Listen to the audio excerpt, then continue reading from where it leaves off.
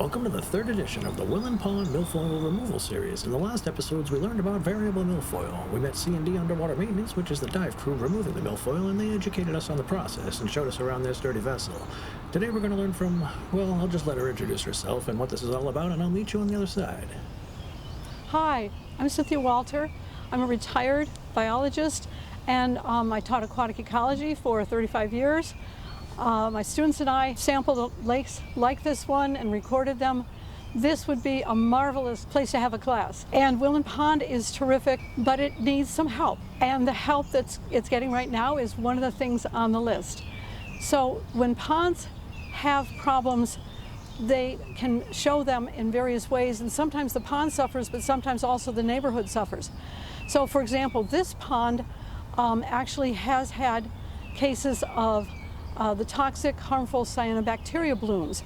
And in that case, the pond suffers, the animals and plants in there suffer, but also it's toxic to the people. It blows in the air, it dries up on the shore, and dogs and other people visiting would suffer from that as well, and the pond has to be closed off from recreation.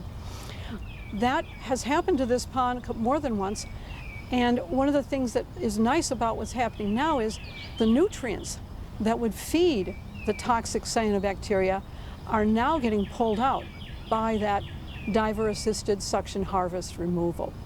So we see this milfoil as a problem, but the solution to the milfoil problem is also a solution to preventing the future toxic cyanobacteria blooms.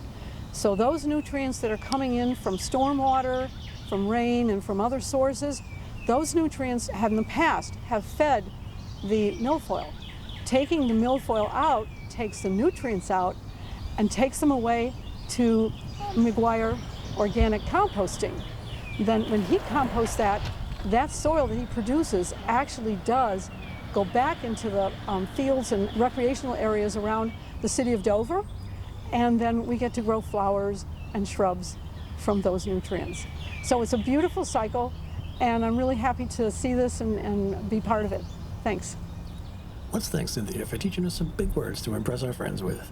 In our next video, we're going to follow the trail of milfoil over to McGuire Organics in Dover to see where this stuff goes from here. We appreciate your interest in this operation, and until next time, take the very best care of yourselves, one another, and our environment.